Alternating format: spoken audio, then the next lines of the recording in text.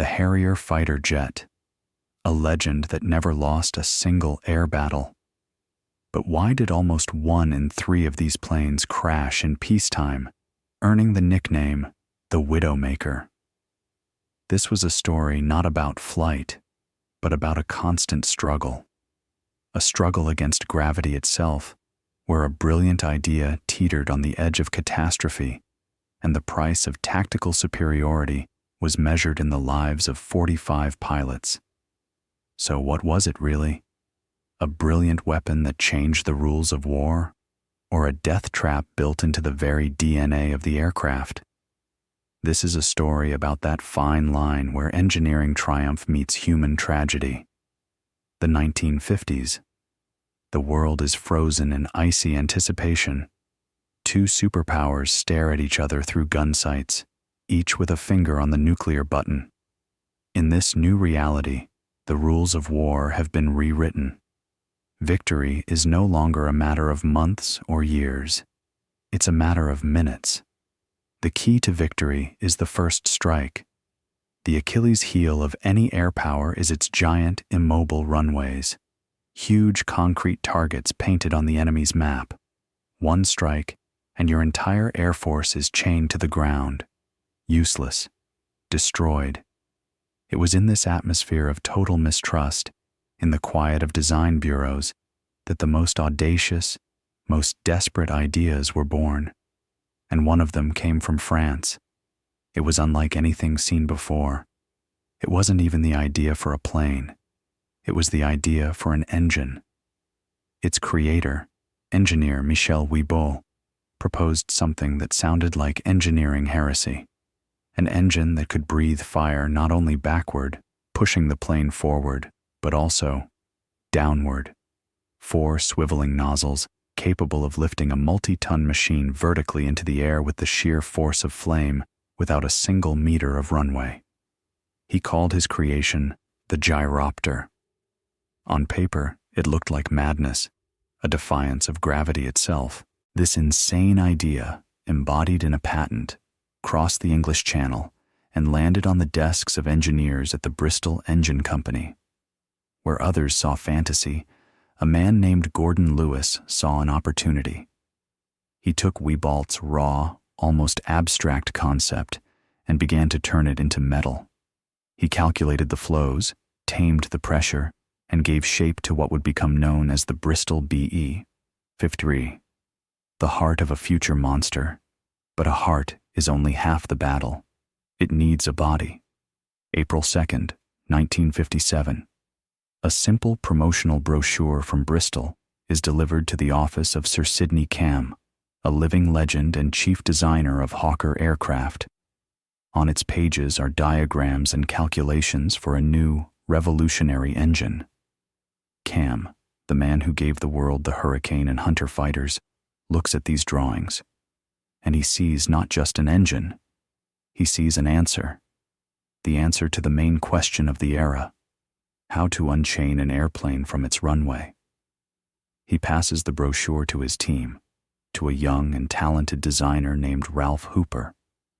It was a challenge, to build an airframe around a non-existent engine, to create a machine that had to fly like a fighter but take off like a helicopter. It was a gamble bordering on professional suicide, but the air smelled of gunpowder. The risk was justified. Hooper's team accepted the challenge. Pencils scratched, drawing boards were covered in a web of lines. From sketches and debates, a silhouette was born, squat, predatory, with bicycle-like landing gear and air intakes that looked like the flared nostrils of a beast. The project was given the index P1127. 2 years of intense, secret work. 2 years of persuasion, calculations, and endless arguments with officials. And then, on June 22, 1959, the Air Ministry put its signature on the line. The contract for the construction of 2 prototypes was signed. The dream of a French engineer, refined by British engine makers and given form by the genius from Hawker, was given a green light. There was no turning back. On the drawing board, Everything looked brilliant. But now they had to prove that their creation could lift off the ground and not turn into a fireball. The theory was over. The dangerous reality was about to begin. Dunsfold Aerodrome, October 1960. Here, the air doesn't smell of brilliant insights, but of kerosene, hot metal, and primal fear. The path from Ralph Hooper's blueprints to the cold concrete was short, and there it stands, prototype XP-831. Not a sleek fighter, but a clumsy, squat monster with flared air intakes. A machine that doesn't yet know if it's a plane or a helicopter. Its first tamer is Hawker's chief test pilot, Bill Bedford, a man with nerves of steel, who is about to do what no one has done before him. He doesn't just get into the cockpit. He enters the cage of a beast whose habits are unknown. October 21st. The first jump. But the engineers don't trust their creation. The prototype is tethered to the ground with thick steel cables. This isn't a flight. It's a test on a leash. Bedford slowly advances the thrust lever. The ground beneath the plane begins to tremble. The four swiveling nozzles of this engineering masterpiece exhale a roaring torrent of hot gas downward. The engine, barely producing 9,000 pounds of thrust, at the very limit of its capabilities. Dust, stones, and dry grass swirl up in a vortex, and it lifts off. Not takes off, lifts off. A few inches, then a foot. The multi-ton machine hovers in the air, vibrating as if under inhuman strain, the taut cables the only connection to reality. It was a triumph. Ugly, uncertain, chained to the ground, but a triumph. Gravity had retreated for the first time, but getting up was only half the battle. The most terrifying part was yet to come. The transition, the very moment when the nozzles had to smoothly rotate backward, turning a vertical lift into horizontal flight. This was a gray area that no computer could calculate. A dead point where the aircraft was no longer a helicopter, but not yet a plane. Pilots would call it balancing on a greased beach ball. The slightest mistake, the slightest gust of wind, and the machine would tumble, turning into a fireball. This wasn't piloting. It was a fight. By March of '61, Bedford had gotten the hang of it. The prototype made its first conventional flight, with a takeoff run and landing. It seemed the worst was over. But the devil, as always, was in the details. December 9th, 1961. During another test flight, there's a deafening crack. One of the rear nozzle ducts can't withstand the monstrous pressure and breaks off. The symmetry of thrust is lost. In that instant, XP-831 becomes an uncontrollable projectile, spinning on its axis. Bedford has a split second to decide. He pulls the ejection handle. A moment later, he was dangling under a parachute canopy, watching as his multi-million-dollar plane, Britain's first hope, crashed into the ground. A catastrophe. For the skeptics in the ministry, this was the end. Proof that the very idea was flawed. But for the Hawker engineers, it wasn't the end. It was the harshest but most valuable lesson. They analyzed the accident down to the last screw. They strengthened the structure, refined the engine. From the ashes of the first prototype, a new machine was being born, more powerful, more reliable. The Hawker Siddeley Kestrel. It was this improved aircraft that became the proof. The concept, born in fire and tempered in disaster, was not just alive, it was ready to announce itself to the world. The best pilots gathered at RAF West Raynham. Not just the British, Americans, Germans. The first international squadron was formed to evaluate this strange aircraft. The daring British gamble was no longer an internal affair. It had become an international project. The stakes had been raised exponentially. The international evaluations were over. surprise and skepticism gave way to cold calculation. After this strange aircraft proved its right to exist, it was time to turn it from a circus act into a deadly weapon. The experiment was over. The service was beginning. April 1st, 1969, a date forever etched in the history of the Royal Air Force. It was on this day that the Harrier GR-1 officially entered service. Now, this weapon needed a home. And it got one. RAF Wittering in Cambridgeshire. A quiet, wind-swept place that would henceforth be known as the home of the Harrier. Here, on these concrete slabs, stood no longer a timid, tethered prototype. This was a production combat machine. At its heart beat a new, ferocious Rolls-Royce Pegasus Mk103, delivering nearly 21,500 pounds of thrust, more than double that of its struggling ancestors. But all this power was subordinated to one main idea, the idea that made the Harrier NATO's most valuable asset in the event of a Third World War. Imagine it. A dense forest somewhere in West Germany. The damp smell of moss and pine. Under a camouflage net, on a hastily cleared pad just 25 by 25 meters, the planet's most advanced fighter jet sits in complete silence. Not on a giant airfield. In the middle of the woods. In dozens of such spots, dispersed and invisible to Soviet satellites, the Harriers were to await their orders. To wait for the hordes of Soviet tanks to pour through the Fulda Gap. Their mission was to rise from the mud and leaves, strike, and then dissolve back into the greenery. It was guerrilla warfare in the air. But to wage such a war, a pilot needed more than just a plane. He needed a guide. And he had one. The GR-1's cockpit concealed another marvel, a Ferranti FE541 inertial navigation system with a moving map display. A revolution for the 60s. This digital brain allowed the pilot to know his exact location with absolute precision. Not to find the target, but to find, after striking an enemy column, his tiny lost patch of ground in the vast sea of forest. However, this entire brilliant strategy hinged on one simple question. How? How do you keep a multi-ton machine balanced on a pillar of hot gas from a fatal tumble? The answer lay in a complex reaction control system. Small nozzles in the nose, tail, and wingtips constantly puffed jets of compressed air bled directly from the engine's compressor. The pilot wasn't just hovering. He was constantly, every second, balancing, correcting the slightest deviations. It was like juggling flaming torches while walking a tightrope.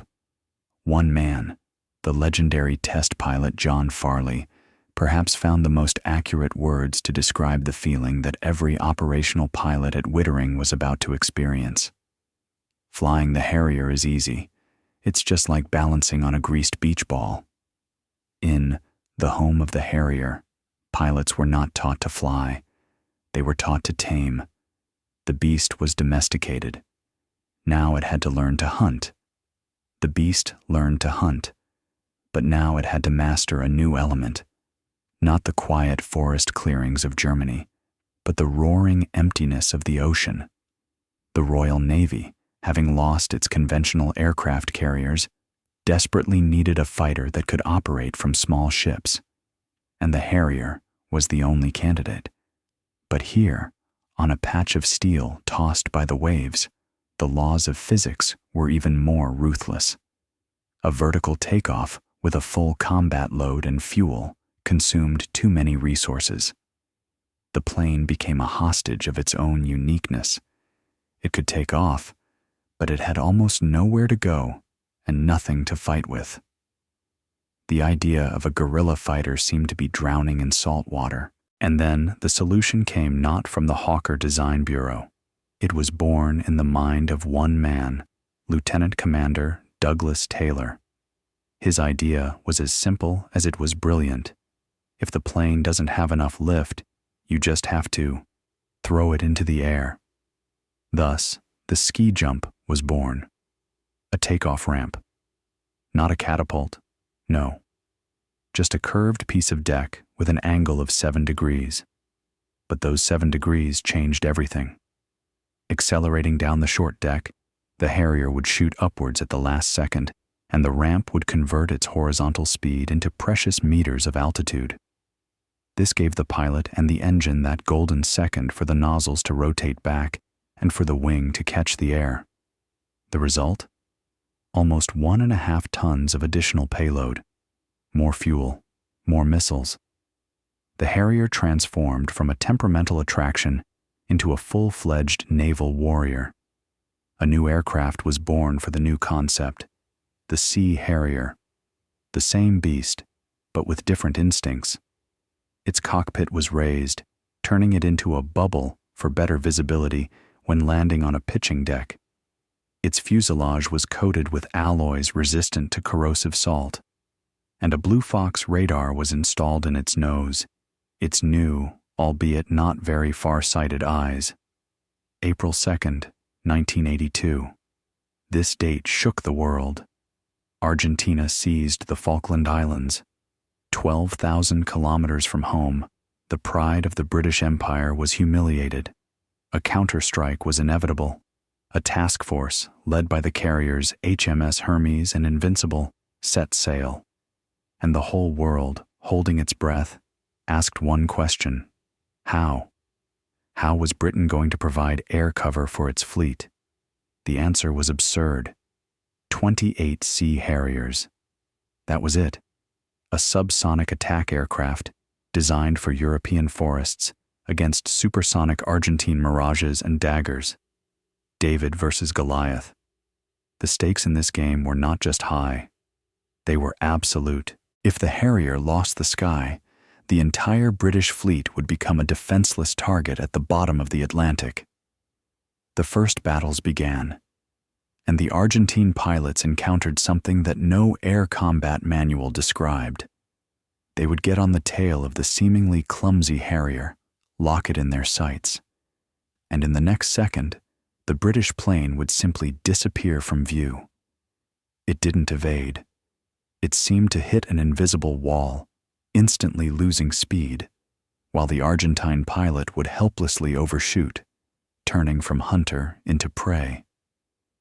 The pilots called this maneuver VIFing, vectoring in forward flight, a sharp downward rotation of the nozzles in mid-flight, a trick that violated all laws of aerodynamics, which only the Harrier could perform. It wasn't just a maneuver, it was magic. The perfect ambush weapon which, combined with the latest American Sidewinder AIM-9L missiles, turned every Sea Harrier into a death trap. Lieutenant David Sharkey Ward and his comrades became the masters of the cold Falkland skies. One by one, Argentine planes fell into the icy waves. 10, 15, 20 confirmed aerial victories, and in the column for Sea Harrier losses in air-to-air combat, there was a number that was impossible to believe. 0. Yes, they took losses. 6 Sea Harriers and 4 later deployed land-based GR-3s were shot down by ground fire or lost in accidents.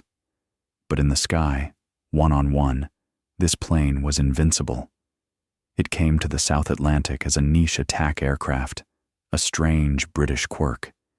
It left as an immortal legend, proving forever that the most audacious idea, tested by fire, can change the course of a war at the decisive hour. The Falklands triumph was not the end of the story.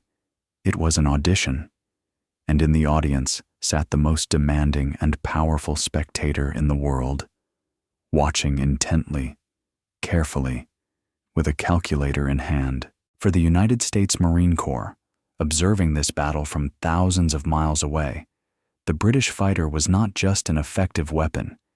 It was the embodiment of their own doctrine, to strike anywhere, any time, without regard for airfields.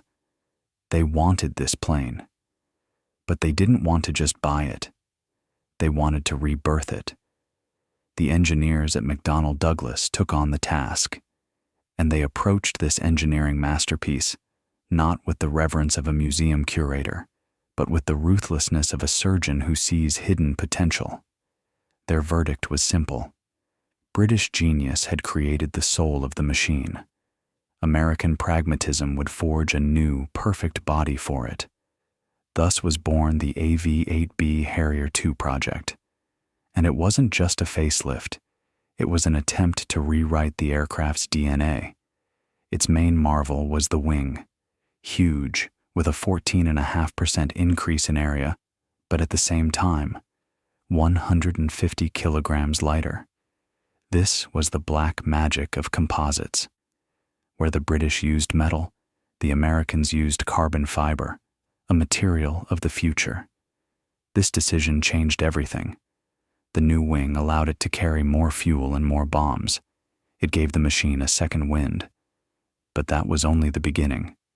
The plane's British heart was ripped out and replaced with a more powerful Rolls-Royce F402. It was given more teeth. Now there were 7 hardpoints instead of 5. But the main revolution was hidden inside. The cockpit was gutted. Instead of a scattering of analog dials that demanded constant attention, the pilot now looked at multi-function displays. It was a leap across a generation, from the mechanical age straight into the digital one. Now the pilot could focus not on the instruments, but on one thing: the hunt. This new beast, the American cousin, was bigger, heavier, and meaner than its British ancestor, and it didn't have to wait long to prove its worth. 1991. Operation Desert Storm. The endless sands of Iraq. There were no aerial duels here like over the cold Atlantic. Here, there was dirty, brutal work. Dozens of AV-8Bs, taking off from the decks of amphibious assault ships or from hastily prepared forward operating bases, loitered over the battlefield. They became the eyes and the sword of the Marine Corps. Flying more than 3,300 combat sorties, they burned out Iraqi armored vehicles, destroyed artillery positions, and sowed chaos in the enemy's rear. They proved that this plane was not just a dueling ace. It was the perfect ground attack aircraft. But even that was not enough. The engineers asked themselves the next question: what if we deprive the enemy of his main ally, the night? Thus, the night attack version was born. A FLIR thermal imaging system was built into its nose, an all-seeing eye that turned darkness into a high-contrast, understandable world of heat and cold. The pilots got night vision goggles. Now the Harrier could strike from absolute darkness, remaining unseen and unheard until the very last second. It ceased to be just a plane. It became a ghost that could see in the dark. British audacity, multiplied by American technological power, had created a machine that surpassed its creator. The legend of the Falklands had a worthy heir, and this heir would face many more years of war in the hottest spots on the planet. Behind the scenes of this theater of war, far from the cameras and victory reports, another drama was unfolding. Quiet, personal, and endlessly cruel. The triumph of the American heir and the glory of its British ancestor were only one side of the coin. Now it was time to look at the other side, at its dark, pockmarked surface, scarred and pitted. The name of this drama is statistics. Dry, ruthless, carved in stone. During its years of peacetime service, from 1971 to 2003, 143 Harriers of all versions crashed, almost 1 in every 3 aircraft that rolled off the assembly line. And behind each of these crashes was an even more horrifying number: 45. 45 pilots who never came home, not in combat, but on routine training flights. 45 families who received the news that would forever divide their lives into before and after.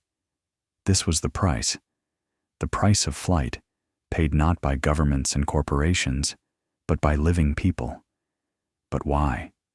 Why was this machine, so invulnerable in combat, so merciless to its own pilots? The root of the problem lay in the very soul of the aircraft, in the magic that made it unique, the transition mode, those few dozen seconds when the Harrier ceased to be a plane, but was not yet a helicopter, or vice versa. It was a gray area of aerodynamics where the laws of physics seemed to go mad.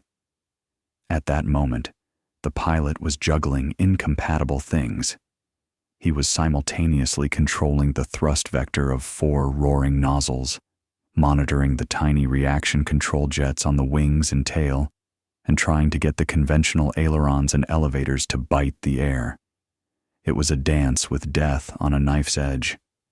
As the legendary test pilot John Farley once remarked with dark humor, "Flying the Harrier is easy.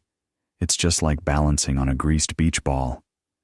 One wrong move with the nozzle control lever, too sharp, too slow, and the wing, not yet having gained enough speed, would stall. The airflow would no longer support the machine. The reaction control systems, those tiny puffers, would hiss desperately, trying to stabilize the multi-ton machine, but their efforts were no longer enough. The plane would simply fall, like a stone. The pilot had seconds to make a life or death decision. This extreme complexity, this deadly demand for skill, created the Harrier's second, darker legend, the legend of the Widowmaker. Stories leaked to the press, congressmen demanded answers, but the Marine Corps and the Royal Air Force stood their ground. They did not deny the risk. They accepted it. Because the Harrier was never a plane for everyone. It was a machine for the best of the best. It did not forgive mistakes. Ever. And that is why its pilots were the elite. Not just pilots, but tamers. Everyone who sat in its cockpit knew. The price for the ability to cheat gravity was a constant, blood-chilling risk. A risk that 45 of them could not outplay. But time spares no one, not even legends. It erodes metal, wears away the paint on fuselages, and retires even the most celebrated warriors. The price for conquering gravity had been paid, and now it was time to pay other bills, budgetary ones. For Great Britain, the birthplace of this engineering marvel, the moment of truth came on December 15th, 2010. The cold, gray sky over RAF Cottesmore was cut by a familiar roar. But this time, it sounded different. Not like a threat, but like a farewell. 16 Harriers in perfect formation were making their last flight. This wasn't just the decommissioning of equipment. It was the end of an era. The nation was saying goodbye to its winged symbol, the plane that had once saved its honor in the South Atlantic. And then came a postscript, written not by a historian, but by a ruthless accountant. The very next year, the entire remaining British fleet, 72 Harrier aircraft, was sold, not to an ally for reinforcement, but to the U.S. Marine Corps, for scrap value, for $180 million. They were not intended to be put into service. They were used for organs, for spare parts to keep the American AV-8B fleet in the air. The great warrior ended its journey in its homeland as a donor. But while Britain was saying goodbye, others were in no hurry to retire the veteran. In Italy and Spain, its version, the Matador, continued to serve. And for the American Marines, it remained an indispensable tool of war in the mountains of Afghanistan. It was during these years of service that perhaps the most incredible Harrier legend was born, a story that sounds like a screenwriter's invention. June 7th, 1983. A young British pilot, Ian Watson, is returning from a training exercise. Suddenly, his navigation equipment fails. All around is nothing but the endless expanse of the Atlantic. Fuel is running out. Below, There are no aircraft carriers, no airfields. It's certain death. And then, a dot appears on the horizon. A civilian container ship. Spanish. The Alrego. Watson has no choice. He contacts the ship, but they don't speak English. So he decides on a mad course of action. He hovers over the vessel and signals with his hands that he intends to land. The ship's crew, seeing the roaring machine overhead, understands without words. They clear the deck, moving containers. And Ian Watson, writing his name in history, gently lands the multi-ton fighter jet on a tiny patch of deck on an ordinary cargo ship. He had turned a container ship into a makeshift aircraft carrier. This was only possible in one plane in the world. This legacy is not only in stories, it is in sound, in what the pilots called the voice of the Harrier. It's not just the roar of a turbine, it's a physical phenomenon, a thunderous noise reaching 140 decibels that shakes the ground and makes your chest vibrate. The sound of the air being torn apart, mixed with the furious hiss of the control system valves, the voice of a machine that forces physics to play by its own rules. And that voice has not been silenced forever. It has simply evolved. Look at it. This is the F-35B Lightning II, a fifth-generation fighter, a stealth aircraft, a flying supercomputer, and a direct, blood descendant of the Harrier. Hidden within its fuselage is the same revolutionary idea, a lift fan and a swiveling nozzle that vectors thrust. Its mission is the same, to take off from the short decks of amphibious assault ships and land on them vertically, to operate where others are powerless. The DNA of that audacious British concept from the 50s has not just survived. It has become the heart of the most advanced naval fighter on the planet. The legend of the Harrier did not end with its retirement. It achieved immortality. And in every vertical takeoff of this fifth-generation stealth fighter, there is an echo of that very first audacious leap into the impossible. The story of the Harrier is not a tale of metal and kerosene. It is a chronicle of a single idea, so audacious that it forced its way from the world of fantasy into reality, making gravity itself retreat. An idea that was paid for with the genius of designers, the courage of pilots, and sometimes their very lives. But where is the line beyond which a brilliant engineering solution becomes a deadly trap? And is a single moment of absolute tactical superiority worth the risk that is written into the very essence of the machine? This legend has no definitive answer. That is why we await your opinion in the comments. Share your thoughts. Support our channel with a like and a subscription, so we can continue to tell stories that make you think.